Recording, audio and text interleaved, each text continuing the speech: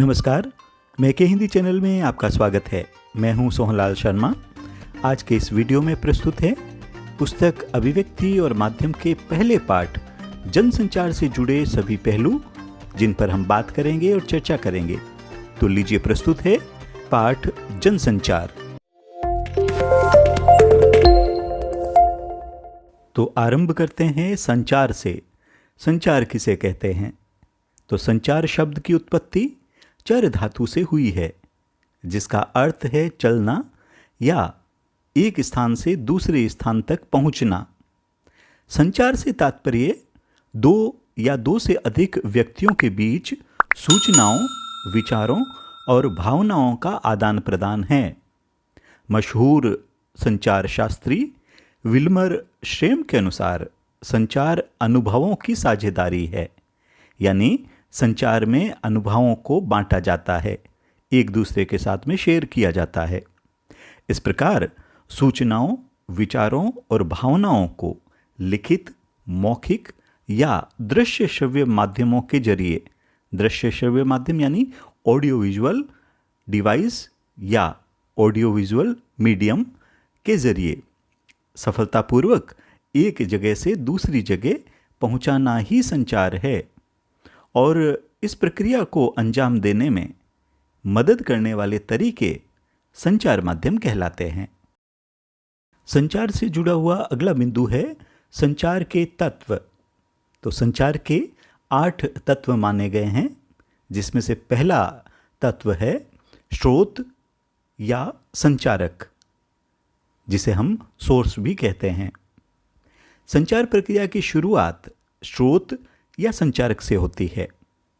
जब स्रोत या संचारक एक उद्देश्य के साथ अपने किसी विचार, संदेश या भावना को किसी और तक पहुंचाना चाहता है, तो यहीं से संचार प्रक्रिया की शुरुआत होती है। संचार का दूसरा तत्व है कूटीकृत यानी एनकोडिंग, कोड में बदलना।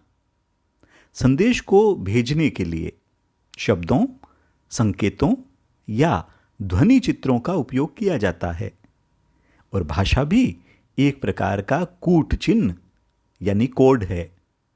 अतः प्राप्तकर्ता को समझाने योग्य कूटों में संदेश को बांधना कूटीकरण या एनकोडिंग कहलाता है। और इसके बाद में तीसरा जो तत्व है कूटीकरण के बाद, वो है संदेश। संचार प्रक्रिया में अगला चरण संदेश का आता है, और किसी भी संचारक का सबसे प्रमुख उद्देश्य अपने संदेश को उसी अर्थ के साथ प्राप्तकर्ता तक पहुंचाना है। इसलिए सफल संचार के लिए जरूरी है कि संचारक अपने संदेश को लेकर खुद पूरी तरह से स्पष्ट हो। संदेश जितना ही स्पष्ट और सीधा होगा, संदेश के प्राप्तकर्ता को उसे समझना उतना ही आसान होगा। और अगला तत्व है माध्यम यानी मीडियम या चैनल। संदेश को किसी माध्यम या चैनल के जरिए प्राप्तकर्ता तक पहुंचाना होता है। जैसे हमारे बोले हुए शब्द ध्वनि तरंगों के जरिए प्राप्तकर्ता तक पहुंचते हैं, जबकि दृश्य संदेश प्रकाश तरंगों के जरिए और इसी तरह वायु तरंगों के जरिए भी संदेश पहुंचते हैं। टेलीफोन, समाचार पत्र, रेडियो, टेलीविज़न, इंटरनेट और फिल्म, ये विभिन्न माध्यम हैं जिनके जरिए संदेश प्राप्तकर्ता तक पहुंचाया जाता है। अगला तत्व है प्राप्तकर्ता यानी रिसीवर। संदेश को पाने वाला प्राप्तकर्ता होता है, और जो कोई एक व्यक्ति हो सकता है या समूह भी हो सकता है, या कोई संस्था या विशाल जनसमूह भी हो सकता है। और अगला तत्व है कूटवाचन यानी डिकोडिंग। इससे पहले आया था कूटीकरण। कूटीकरण यानी कोड में बदलना, और अब है उस कोड को समझना। प्राप्तकर्ता यानी रिसीवर प्राप्त संदेश का कूटवाचन यानी उसकी डिकोडिंग करता है। डिकोडिंग का अर्थ है प्राप्त संदेश में निहित यानी छिपे हुए अर्थ को समझने की कोशिश करना। यह एक तरह से एनकोडिंग की उल्टी प्रक्रिया है। इसमें संदेश का प्राप्तकर्ता उन चिन्हों और संकेतों के अर्थ निकालता है।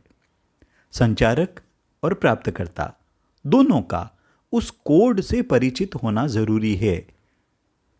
और अगला जो बिंदु है, अगला तत्व है, वो है प्रतिक्रिया यानी फीडबैक। प्राप्तकर्ता को जब संदेश मिलता है तो वह उसके अनुरूप अपनी प्रतिक्रिया व्यक्त करता है। वह प्रतिक्रिया सकारात्मक या नकारात्मक हो सकती है। संचार की प्रक्रिया में प्राप्तकर्ता की इस प्रतिक्रिया को फीडबैक कहते हैं और संचार प्रक्रिया की सफलता में फीडबैक की अहम भूमिका होती है, क्योंकि फीडबैक से ही पता चलता है कि संचार प्रक्रिया में कहीं कोई बाधा या रुकावट तो नहीं आ रही है। इसके अलावा फीडबैक से यह भी पता चलता है कि संचारक ने जिस अर्थ के साथ संदेश भेजा था वह उसी अर्थ में प्राप्तकर्ता को मिला या नहीं। और अंतिम जो तत्व है वो है शोर या नॉइज। वास्तविक जीवन में संचार प्रक्रिया इतनी सुचारू रूप से नहीं चलती, उसमें कई बाधाएं आती है और इन बाधाओं को शोर कहते हैं। संचार की प्रक्रिया में शोर से बाधा पहुंचती है। ये शोर किसी भी किस्म का हो सकता है। ये मानसिक से लेकर तकनीकी और भौतिक शोर हो सकता है। शोर के कारण संदेश अपने मूल रूप में प्राप्तकर्ता तक नहीं पहुंच पाता और सफल संचार के लिए संचार प्रक्रिया से शोर को हटाना या कम करना बहुत जरूरी है। संचार से जुड़ा हुआ अगला बिंदु है संचार के प्रकार। चूंकि संचार एक जटिल प्रक्रिया है और इसके कई रूप और प्रकार होते हैं, जिसमें से पहला प्रकार है सांकेतिक संचार। कभी आप अपने मित्र को इशारे से बुलाते हैं। ये इशारा क्या है? ये इशारा संचार है और इसे सांकेतिक संचार कहते हैं। सांकेतिक संचार का अर्थ है संकेतों द्वारा संदेश पहुंचाना, जैसे मनुष्य का हाथ जोड़ना, पांव छूना, हाथ मिलाना, मुट्ठी कसना, सिग्नल देना, लाल बत्ती होना, हरी बत्ती होना, ये सारे सांकेतिक संचार है। और इनमें मनुष्य अपने अंगों का या अन्य उपकरणों का प्रयोग करता है और आदिम युग से यही साधन सबसे महत्वपूर्ण रहे होंगे, लेकिन आज इनका महत्व सहायक या गौण संचार के रूप में सीमित हो गया है। और जो दूसरा प्रकार है वो है मौखिक संचार, यानी मुख द्वारा, मुंह द्वारा व्यक्त ध्वनियों के माध्यम से, आवाज़ों के जरिए जो संदेश पहुंचाया जाता है उसे मौखिक संचार कहते हैं। जैसे आपसी बातचीत करना, टेलीफोन, भाषण देना, ये सारे मौखिक संचार के ही रूप हैं। और दूसरा है अमौखिक संचार। मौखिक संचार के अतिरिक्त अन्य सभी प्रकार के जो संचार साधन हैं वो अमौखिक संचार के अंतर्गत आते हैं, जैसे सांकेतिक संचार, लिखित संचार, चित्र, फिल्म आदि। ये सारे अमौखिक संचार के उदाहरण हैं। और चौथा जो प्रकार है वो है अंतः व्यक्तिक संचार, यानी इंट्रापर्सनल कम्युनिकेशन। अंतः व्यक्तिक संचार का आशय है एक व्यक्ति का अपने आप से बातचीत करना। प्रायः मनुष्य अकेला होने पर भी अपने से बातचीत करता रहता है। हम जब पूजा या प्रार्थना करते वक्त ध्यान में होते हैं या कुछ सोच रहे होते हैं, कुछ योजना बना रहे होते हैं, किसी को याद कर रहे होते हैं, तो वह अंतः व्यक्तिक संचार का उदाहरण है। डायरी लिखना या कविता लिखना ये भी अंतः व्यक्तिक संचार के अंग कहे जा सकते हैं। इस संचार प्रक्रिया में संचारक और प्राप्तकर्ता एक ही व्यक्ति होता है और ये संचार का सबसे बुनियादी प्राथमिक रूप है। अगला जो प्रकार है वो है अंतर व्यक्तिक संचार, यानी इंटरपर्सनल कम्युनिकेशन। ये संचार दो व्यक्तियों के मध्य होता है, दो से ज़्यादा भी हो सकते हैं। दो मित्रों की बातचीत, पिता पुत्र, माँ बेटी या अन्य किसी परिचित या अपरिचित से बातचीत, इसी श्रेणी में आती है। नौकरी के लिए दिया गया साक्षात्कार भी अंतर वैयक्तिक संचार का उदाहरण है। संचार का यह रूप पारिवारिक और सामाजिक रिश्तों की बुनियाद है। अपने व्यक्तिगत जीवन में सफलता के लिए हमारा अंतर वैयक्तिक संचार का कौशल यानी स्किल उन्नत और प्रभावी होना चाहिए। अगला जो प्रकार है संचार का वो है समूह संचार। जब व्यक्ति किसी एक व्यक्ति से नहीं बल्कि एक से अधिक व्यक्तियों से बात करता है या किसी समूह के सदस्य आपस में विचार विमर्श करते हैं तो उसे समूह संचार कहते हैं। कक्षा में पढ़ना पढ़ाना, किसी संस्था की बैठक में भाग लेना, चर्चा करना, भाषण देना, जलसा या जुलूस में शामिल होकर बात को कहना सुनना, ये सभी समूह संचार के उदाहरण हैं। इस संचार में हम जो कुछ भी कहते हैं वह किसी एक या दो व्यक्ति के लिए नहीं बल्कि पूरे एक समूह के लिए होता है। और अगला उदाहरण है जनसंचार यानी मास कम्युनिकेशन। जब हम किसी व्यक्तियों के समूह के साथ प्रत्यक्ष संवाद करने के बजाय किसी तकनीकी या यांत्रिक माध्यम से संवाद स्थापित करते हैं तो उसे जनसंचार कहते हैं। इसमें एक संदेश को यांत्रिक माध्यम के जरिए बहुगुणित किया जाता है, यानी कई कई गुणा उसको फैलाया जाता है, प्रसारित किया जाता है ताकि उसे अधिक से अधिक लोगों तक पहुंचाया जा सके। और इसके लिए हमें किसी उपकरण या माध्यम की मदद लेनी पड़ती है, जैसे अखबार, रेडियो, टेलीविज़न, सिनेमा या इंटरनेट। अब हम बात करते हैं जनसंचार की विशेषताओं की। तो जनसंचार की पहली विशेषता है कि इसमें प्रतिक्रिया तुरंत प्राप्त नहीं होती। जनसंचार के माध्यमों में प्रकाशित या प्रसारित सामग्री की प्रतिक्रिया यानी फीडबैक तुरंत हमें नहीं मिलती।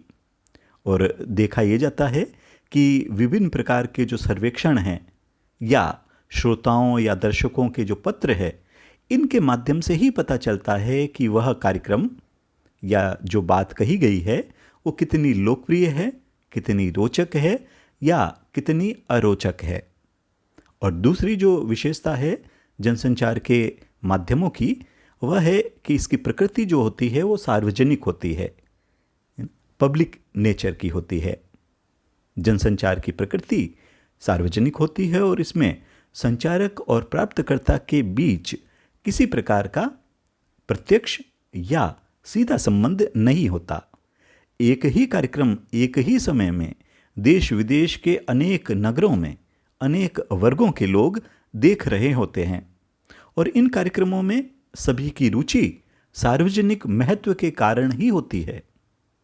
तीसरा जो जनसंचार की विशेषता है वो है एक औपचारिक संगठन की ज़रूरत पड़ती है।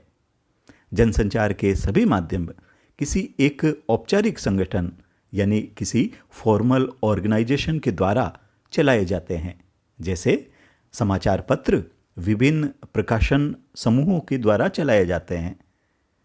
हिंदुस्तान समूह, जागरण समूह ये इसके उदाहरण हैं। इसी तरह रेडियो, टेलीविज़न चैनल भी ऐसे ही संगठनों द्वारा संचालित होते हैं। और जो चौथी विशेषता है जनसंचार माध्यमों की वो है कि इसमें अनेक द्वारपाल यानी गेट कीपर काम करते हैं। जनसंचार माध्यम में अनेक द्वारपाल होते हैं। ये द्वारपाल प्रकाशित और प्रसारित होने वाली सामग्री का निर्धारण और नियंत्रण दोनों ही करते हैं। समाचार पत्रों के संपादक, सहायक संपादक, उपसंपादक वो सब मिलकर ये तय करते हैं कि पत्र में कौन सी सामग्री छपेगी। ये द्वारपाल 3 मूल्यों की रक्षा करते हैं। 3 मूल्य कौन से? सार्वजनिक हित, पत्रकारिता के सिद्धांत और आचार संहिता। अगला महत्वपूर्ण बिंदु है जनसंचार के कार्य। जनसंचार का पहला काम है सूचना देना। जनसंचार माध्यमों का ये प्रमुख कार्य है और हमें उनके जरिए ही यानी जनसंचार के माध्यमों के जरिए ही दुनिया भर से सूचनाएं प्राप्त होती है। और हमारी सूचनात्मक ज़रूरतों का बहुत बड़ा हिस्सा जनसंचार माध्यमों के जरिए ही पूरा होता है। दूसरा जनसंचार का कार्य है शिक्षित करना। जनसंचार माध्यम सूचनाओं के जरिए हमें जागरूक बनाते हैं और लोकतंत्र में जनसंचार माध्यमों की एक महत्वपूर्ण भूमिका जनता को शिक्षित करने की होती है। यहाँ शिक्षित करने से आशय उन्हें देश दुनिया के हाल से परिचित कराना और उसके प्रति सजग बनाने से है। और तीसरा जनसंचार का कार्य है वह है मनोरंजन करना। जनसंचार माध्यम मनोरंजन के भी प्रमुख साधन हैं।